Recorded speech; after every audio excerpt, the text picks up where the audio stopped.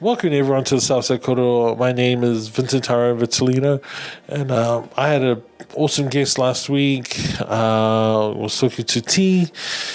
He is my best friend from MIT. We did the course last year with Guy Pigden, who was our tutor.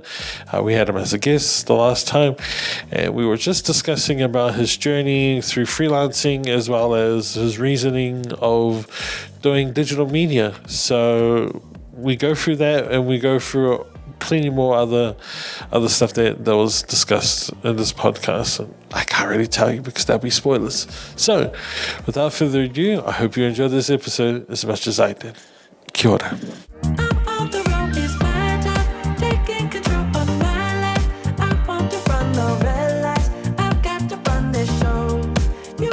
So T, welcome to the show. Thank you, man. So first things first, like I always with all my guests, could you give us a brief introduction to yourself and what you do? Oh, yeah. My name's T. I'm 28 years old. I've got a son, a wife, and currently freelancing in the production world of media. Yeah. Oh, sweet. So this is your first time freelancing, is that correct? Yeah, first time. Yeah. So how are you liking in that space? How are you liking in that freelance space? Well, I actually love it, eh? Yeah. The skills which you get, it's not just editing, you need to learn a whole aspect of this industry, like marketing, lighting. There's a lot of stuff, editing, your relationships with your clients. There's all this, it all comes together. Yeah. So there's lots to learn in this field, and you can specialize in something, but you also need to know general stuff of other things as well, Yeah, that's why I love it. It's just like the learning curve can just spike straight up. No, absolutely. Yeah. And we both learned that, right? Because we took Guy Pigden's class, like not even like a year, like 4 or 5 months ago, is that right? Yeah. Like 4 or 5 months ago. Yeah. So Let's start it back down, because you gave us a good insight of what you do. What got you into doing that sort of things for media? What piqued your interest? So basically it was Call of Duty montages back in the day when I was an intermediate. So when I used to see the editing and quick scoping videos, I was like, oh man, I wish I could do that kind of editing, So I remember Windows had its own like movie maker thing. So I made my first montage on Modern Warfare 3. And from there, that's where it kind of spiked up. And then, where the mosque that I'm at, they needed like some editing stuff as well. So I had some free software from online, and I just did some little bit of editing from there. But nothing advanced, just really basic. And that's basically what got me started. From gaming. From gaming, yeah.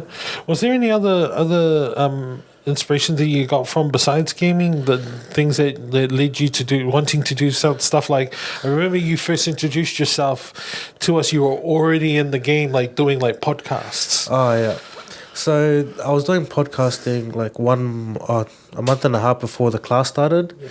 So I thought, okay, let's get credible. And let's get a certificate, so that when I do start, I can say to people that I have studied this and that or that, instead of just taking my word for it, So that's the whole reason why I took the digital design media course from MIT. And I always think about Guy almost every day when I hold a camera, even the class. I was like, okay, what would this guy tell me to do if I'm holding the camera right, and all this stuff, like micromanaging me, the back of my mind. So when I hold the camera, I think, oh yeah, I have to do it better than Guy, just because, like, for me, he's on a high pedestal, and he's the place where, I have to try and beat. In a good way, healthy competition. Yeah, and I said this at the end of the class as well, when we had our shared lunch. Yeah. I'm he's my competition, So he's my benchmark at the moment, yeah. Could we go back briefly? Yeah. So we both mentioned the podcast. Yep. What was this podcast about, if you don't mind sharing that with us? The podcast is called After Isha Podcast. So as a Muslim, we pray 5 times a day. So Fajr, Zohar, Asr, Maghrib, and then Isha is the last one. So usually after Isha, the boys are just chilling, just outside, just playing pool, or we're just chilling at my house doing something. So just out of the blue, we're like, why don't we just start a podcast up? There was a brother that had equipment, we used it, and then from there it went off. So the podcast is about issues within the Islamic community that's addressed, like people who, because we can't get tattoos, so if you see a Muslim with tattoos, is he not following the Islamic ruling and all this stuff? So we try and break it down to the point that he's a human being, he's got faults, but it doesn't mean you give him a bullying aspect of the religion and stuff like that. Even with some sisters, it's compulsory for them to wear the hijab, but it's not oppressed on them. If they don't wear it, it's on that individual. So that's how we're trying to bring that podcast up within the community. Yeah. And that's cool. Yeah. And we normally don't get that insight for those who are outside that religion, because we normally we see the religion as okay, that's their circle, but you give a good insight to it, because I remember you was just it was wonderful. I was listening to you explain to things like, I got this many views and whatnot, and we explained about this, brother. Yeah. And with that, was there a lot of challenges when you started that podcast? A lot of technical issues, big time. The mic's not working. Sometimes it takes 1 hour or 2 hours just to set everything up, listen to the sound, and then we used Audacity. And sometimes that software will play up, and then we'll just be recording at 12 o'clock at night doing our podcast, and it's raccoon eyes and everything, we didn't have enough lighting and all that. And then when we would post it, and we got really good feedback on the first couple of podcasts. And I saw the statistics actually off Campfire Studios Instagram. The statistics is that you have to bypass 96 episodes or something like that. And fortunate for us, on the third one, we were already getting 40k likes on TikTok. Good responses. But then later down the track, there's people that want to shut us down because I said certain things about Palestine and Ukraine at the time. So it became what do you call it? It became suppressed big time. And we got banned for 3 months while I was studying, But we'll be running up again shortly. We got a few logs up, For those who are trying to for those who are trying to start up their own podcasts, what advice could you give to those who are just starting off, who are starting at step zero? I had a brief talking with Guy about his journey, about how he started off in his own way of the traditional media into digital media. And I can still ask the same question to you, because I feel like you have grown a lot from when we were talking to in the middle of July last year. So what advice could you give to someone who's starting off in the podcast arena and they want to start off from podcasting? I would just say be consistent, because you do burn out. And first couple of podcasts, you're hyped up, but then you just feel it feels like a daily job thing, Then ambition. So just be consistent and make sure everyone's work is valued, but try and look for a specific niche of audience that you want to specify it, and that's your audience. Even if the community is couple hundred people listening, but that's a couple of hundred people listening to you, So if we can't even fit 100 people in this room, but if you get 100 views, that's something good. So consistency, I would say. Absolutely. Advice. And how long did it take for you to get that consistency in terms of your work ethics? So around our third podcast, because when we got the views and all that stuff, that kind of gave us the whole damn, we made it, that whole hype and stuff like that. But to maintain the hype, you need a good crew around you, to hype you up. Some days you don't feel too good. Sometimes you don't know what to wear. You don't know. You think you'll muck up on the podcast, but at the end of the day, it all comes natural, So I forgot your question, bro. No, that was pretty much it. Is how do you keep up that because that work ethic? Because I tend to have those days as well, and Will behind the camera will attest to me that I'll have those days where Will goes, "Hey, I got X interview. Do you remember you have X interview?" And I go, "I don't remember," because what do you mean it's on the calendar? And then I'll look at the calendar and go. Oh, true. And it's just like, and then he goes, "Come on, Vinnie, you can do this." Yeah. We get past it together, and it's good to hear someone like yourself who is now in that beginning steps of 1, 2, and going onwards. To hear that consistency is vital, and being on that path of just working your best to it. Yeah. You know. What's your advice? My advice? Yeah. Oh, just put the script on me. Yeah, like you've done many episodes. So what's your advice? My advice for podcasting? Yeah. I have three pieces of advice.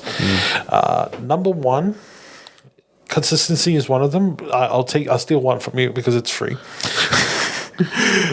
Consistency is vital, because then if you let's just pretend like I just got off from doing the morning interview, producing it. So I produced an interview, and if I'm not keeping up that level of energy of like, oh yeah man, I smashed it. Yeah. You go into the next interview and we're doing the interview and I'm feeling like not feeling it, you're going to feel the same way, and I don't want you to feel that way, because I want you to feel like, I can do this interview with this person, because I remember you text me going, "Oh bro, what are we going to talk about?" Yeah. So I was like, "Oh bro, don't worry, we'll have a conversation." That's why I always lead off with. When we start off on our podcast, for those who are watching, I always start off with telling my guests, it's not an interview, it's a conversation, because then your guest feels like you're at ease and you become. The second one is believe in yourself. And the reason why you want that's number 2 is because if you don't believe in yourself, you don't believe the interview that you're doing. I believe in myself because I know this interview is going to be amazing, because the person who I'm talking to will have amazing things to say, and I know at the end of the day, whoever's watching it will learn something from it. Definitely. And then finally, have fun. Yeah. Have fun. If I'm not having fun, you're not having fun, the guy in the background over there is not having fun, then Will pointed out my other young friend over there. Hi, Jamaica. So if everyone's in the room's not having fun, then the show's over pretty much, you know what I mean? Then we have to go into the next day and, we have to do the editing, and that's not fun. Yeah. So have fun.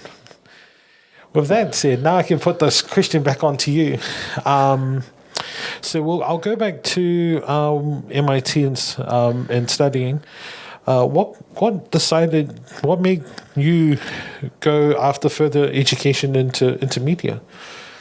Basically I just wanted to get the skills on how to use the camera properly. Obviously there's YouTube and stuff, but to get the raw learning, like someone in front of you, old school teaching, like I was looking at some courses that's all online. I was like, nah, that's like I'll be like, oh yeah, do the courses, but I won't really be playing around with the camera, So the reason why I got into media is to learn the industry, the basics, and everything start from the basics. Then from there you can go into advanced stuff, So just feet on the ground, go for it, kind of thing. Yeah. And like I said, when we first met, I thought you were like the coolest person in the room, because you're like, I got this podcast and we already got 2K views. No. So you went in for that reason. So what made you stay in that class? Because with most journeys, there were challenges. Yeah. So with that, it's a 2-parter. So my first part is, what made you stay to do that class, and what sort of challenges that came up with you in terms of trying to learn from like a person like Guy? So basically, what made me stay in that class was the people, but most importantly, the lecturer. His experience, and he started from nothing, and he enjoys this. He's got a passion for it, So when he was showing us little stuff that he's done previously, I was like, yo, this is the guy to learn from, you know? Like, literally, like, this guy's, like, got his own business and in this industry, you know? So he's bringing us, like, raw lessons and skills to adapt by. And most of the assignments that he gave us was actually like real life type of assignments, you know, like something which you'll take into the industry. It's not just like read the book and off you go. It was more like, okay, he's the client and work around that. The biggest challenges which I faced was basically the creative side of things, like how can I grab the audience with my limited knowledge that I have, which I still do. Like, how can you keep the audience or the person watching captivated throughout the whole video? You know, like, that's what I want. Like, and then I saw later on that there's like movie type style editing and stuff like that, with like the eyes as the camera switches, like the eyes have to be aligned and stuff like that. So that was like the challenge for me, is that like not having enough, which was the whole point going to the course, is like I didn't have enough knowledge on editing and filming techniques. Yeah. Does that answer the question? No, absolutely. I feel like I'm just rambling, bro. Yeah. No, bro. That's the cool thing about podcasting is that what the guest thinks it's rambling, it basically answers the question itself, because it always fills in the gaps that you never think about. And the cool thing about doing these podcasts is that you talk to everyone, and everyone thinks they're rambling, but it's filling in those spots where I'm allowed to fill in those questions, you know. So here's the next question that comes from the whole part of that segment, which is, what was fun about doing Guy's class? What was fun? There's too much to say. I'll kick you off right there. Yeah. So to remind you, old wise one, the coffee challenge. Do you want to explain the coffee challenge to the viewers? Right. Yeah. No, you explain it, man. All right. So Guy Pigden is a genius, and when it comes to trying to get the best out of their students, right? So he started up a competition for our students to bring out the best work. So the coffee challenge was born. And let's just say everyone got really competitive, bro? So how was your experience with the coffee challenge? I've always wanted to know. Like the coffee, like I was aiming for the coffee only just to rub it in your face, to be honest. Damn! Damn! You know, I was like, this guy's so hard out for his coffee. I'm going to try and get it off him. And just troll him, you know. Oh, that guy! So basically, it was just like, you were my motivation. Yeah. So I wanted to take the coffee off from you, you know, because you were like so hard out into your, editing and stuff like that. You're pre-planning 2 weeks before. Oh my God. There was no, you didn't want to man, I'm going to learn because Guy is making me read of it. No, it was like, I want to take this coffee off this guy. Sad guy. Well, that made it fun, you know, like for me, that what made it fun. Like, you know how long it took just the way you react to stuff cracks me up, you know, like. You know how long it took me to do one edit? 3 weeks, and you already been like, "Oh, I'll see you guys later. I've already done my edit." Sad guy. Do you remember? Okay, what was one of the competitions that you remember that you worked the hardest on? Because I know we did a lot of challenges. One of them was the movie trailer, and no one got the coffee for that. I remember that. Yeah. So what was the one that you put your heart and soul to, that you really wanted to win that coffee? I would say product photography. Yeah? Yeah, that was the hardest for me. I used my phone, which was an Ultra 22, and also used the camera 80D. But the phone quality was like much better than the camera itself, because I didn't have much lenses, and I was like, I know who's got good quality cameras, you know. Vinnie, you know, she had a R7, was it? Yeah, it was R7. So yeah. So to explain to our viewers is that we did a lesson on product photography, which was we took let's just say we took an item. We took photos for it, right? And then we had to promote the heck out of it, like promote out of it. What was your product that you did? I used the Armani fragrance. Oh, right, yeah. And then What was yours again? my one was a figurine, an anime figurine. Oh, yeah. Yeah. Remember. Two weeks planning. Okay. Sad guy.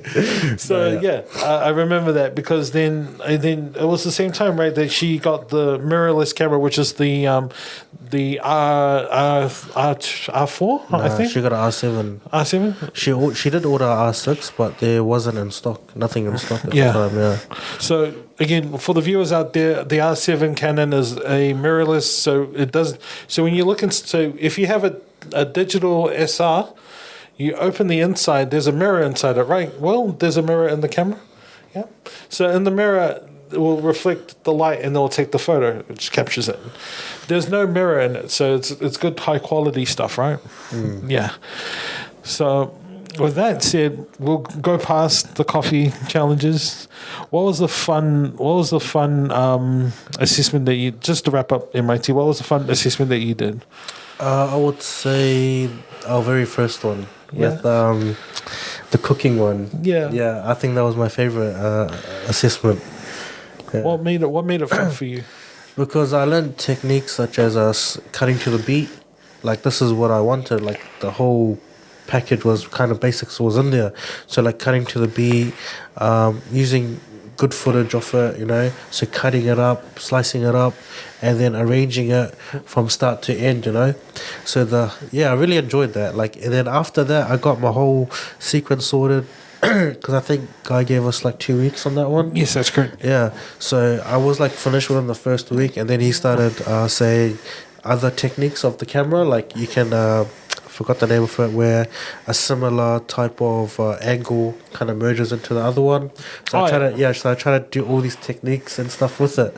So that was my favorite assignment. Yeah. Plus the food was good too. Yeah, that was really good stock footage from the catering from MIT, right? Yeah. It was cool. And what was yours? Oh, me? Yeah. It was the trailer, the Cape Fear trailer. Oh yeah, your one was cool as bro. Yeah. He didn't like it though. That was the thing. He didn't like that. So again, going back to our viewers, we did a 30-second trailer, right? It was a 30-second trailer for Cape Fear. Don't watch that movie. I swear to God, don't watch that movie. If you're looking at the camera, this camera, don't watch that movie. This camera, okay, don't watch the movie. It's terrible. It has Robert De Niro in it, and it was just cheesy, bro. Nah, it was pretty good, man. Hey, don't lie. Don't lie. Guy will be watching this. Yeah, I know, man. You might buy me a coffee just by saying that. You just want another coffee set. Nah, but yeah, I think he asked us what we rated that movie, and I gave it like average. I gave it a 3. Yeah, gave it a 4. So we did this 30-second trailer, and I remember a guy going, "This is what's the trailer about?" And I was like, "Oh man, all right, I'll learn from that." So it was fun, but at the end of the day, that movie still. So we'll fast forward back. We'll fast forward to where we are now. What made you want to go into this again? What made you go freelance? And from my understanding, you said that you started up a company. Is that correct? Yeah, it hasn't fully been started up yet. There's still little tweaks here and there. So it's a production company, that's how we usually say it. Yeah. But it consists of like photography, videography. I haven't included podcast setups or anything like that. Editing, just, I even invested in a drone. So all this stuff just to make a little bit of videos here and there for clients and stuff like that. Yeah. And what's the company called? Oneclick Studios. Oneclick Studios. Yeah. Nice. And how's starting that off? Because I remember calling you for this interview, and you're already on a shoot, bro. I remember that. Yeah. So I had to do an interview with a guy, North Shore. He owns a whole complex of Māori, the marae, and some Māori apartments. So he got in touch with me that he needed a fundraising video to collect some money and to build another building in there. So I was like, yeah, sweet as. And I asked him, how did you get a hold of me? And then he got referred by another client, which I did like last year, January, sorry, yeah. Wow. So I was like, oh, sweet as, yeah. So he saw the video of my work and he was like, he really liked it and stuff like that. So, yeah. Damn, and you don't mind me asking what was the first job that you done while you were freelancing? So the first job I ever did was with I got hired by Campfire Studios to do photography at Butterfly Creek. So that was the first ever job which I got paid for. Yeah. Wow. So I shook guy's hand. He's like, "Good job, everything." I was like, "Far out, easy as," you know. Easy as, you know? Damn. Yeah, it was good, and we got a free feed and all that stuff, bro. I'm in Hundies, eh? Like. So This guy. it was pretty cool, man. So yeah, that was my first job. But my very first job, which I got on my own, was the camp one. Yeah, so I went on a 3-day camp with it's called Al Hikma Boys. Yeah. They went to an island called Kawau Island. So they wanted me to document everything from the start to the end. So that was my first, and the trip was free as well. I didn't need to pay nothing, so that was cool as well. The hardest part was editing. Yeah. Because I don't know.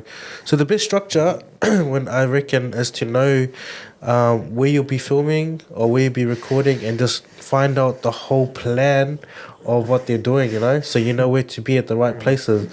So it's a camp, so I'm fatigued as well, holding the camera whole day. It was just by myself, so I got one of the young guys, you know, who was about 16. He was like really hanging around me a lot. So I taught him quickly how to take pictures. You know, I was like, "Are you interested?" He's like, "Yeah." He was keen as. So I gave him the camera, and he started taking pictures of everything. You know, and I started doing the recording side of things to make my life a bit easier. But at the same time, you know, he's learning, and I'm pretty sure like he's looking at me like, "Well, I want to be like that guy," but I was like, "I want to be like that guy," you know. So yeah. You're taking the whole mentor. So you took something that guy taught you, and then you're putting it into practice, huh? Yeah. So yeah, I learned that. You know, from guy that people are keen. You got the knowledge, you got the skills. Teach it. You know, it's like there's a saying that if you got all the skills with you and you don't share it, the skills will die with you. Yeah. Yeah. So that's what I try and do. Share it off. And just before this podcast, I was talking to Will, and he's like, you know, we're all trying to, you know, share from each other. So that's the whole point. Yeah. 100, man. Absolutely. And now we're coming towards the end. We're coming towards the end of the podcast. Before we end it off and wrap it up with things, what is it that you... So I this is a slightly different thing that I'm doing, and I want to ask you because you're a very good friend of mine. What do you see Oneclick Studios in the next 5 years? What's the future for you and your startup company? So in the next 5 years... So do you want me to go to the first year, third year, or fifth year? Yeah, man. Whatever, how you want to explain it. So like the first year, I'm planning to establish myself with equipment. So invest in myself to get the equipment, because there's clients that have come to me and I'm not able to accommodate them at all. You know, some are referred to people I just find online. I just flick it off to them, you know. So first year is to invest in equipment.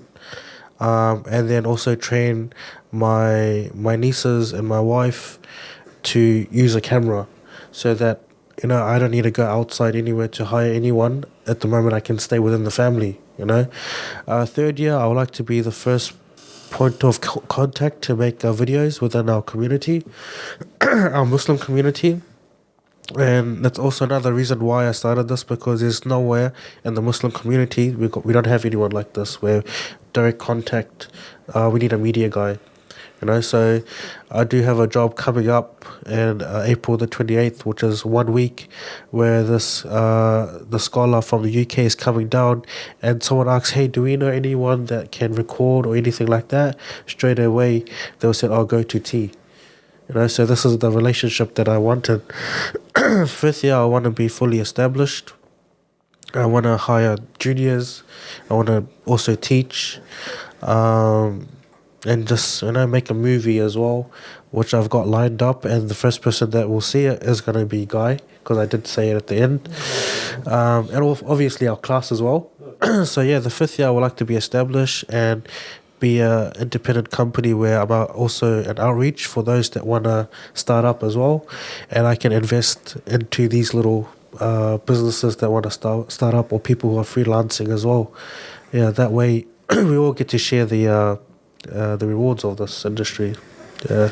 Nah, man, that's a good vision. That's a good dream, and whoever's listening out there to this is going to expect a lot of good things from you. And I know this because we were blessed to be a part of a same class, and Yeah, it was awesome. we became classmates, and we ended up being brothers. Yeah. So thank you so much for doing this interview. Thanks for the invitation. Nah, man, that's awesome.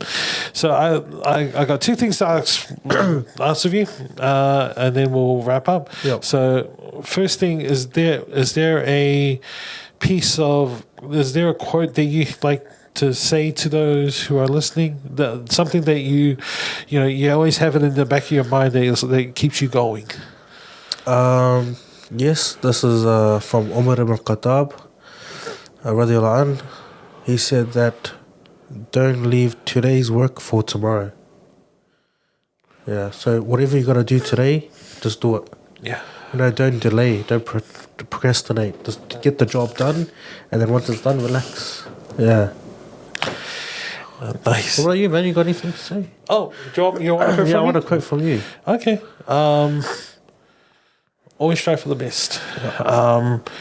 And always work your hardest, because at the end of the day, when you do your best and you work hard towards making the product or whatever you're doing the best thing that you do, at the end of the day, you know your worth. You know that you did the best, and no one else can say otherwise, that you did the best. And finally, if you look at that camera, do you have a message to say out to Guy and to our beautiful classmates out in 2022? Because you missed our graduation, eh? Yeah, unfortunately.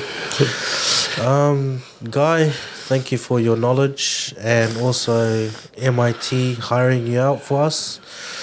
Man, I don't know what to say to Guy. That's all right, just from the heart, man. Thank you for everything. You've inspired me on a lot of things. Like I said before, every time I hold a camera, I think of you. How am I going to take shots? How am I going to capture the moment? And as well as that, I also keep track with your YouTube channel to see if you're going to be showing us any new skills or anything like that. I've recently watched your Queenstown trip, which you did, and this other one, I think it was the Pig Valley one. Can't remember. Yeah, I think it was. Yeah, so I am keeping eyes on you, learning from you as much as I can. For the class, man, I can't wait to see you guys actually. Like in a couple of months, it'll be 1 year since we started our class together. I saw Jono's Photoshop skills. Good job. And I heard Stella is continuing her education in this field, in animation, I believe. Yeah, that's right. So congrats, and awesome team, awesome class. I actually miss it. Yeah. Same here. I miss my class, and I miss everyone. So, again, thank you so much, brother. Good to hear from the tribal chief. It's good to hear from you. And once again, thank you so much. And thank you all for watching. I hope you enjoyed this episode, as always, as much as I did. Kia ora.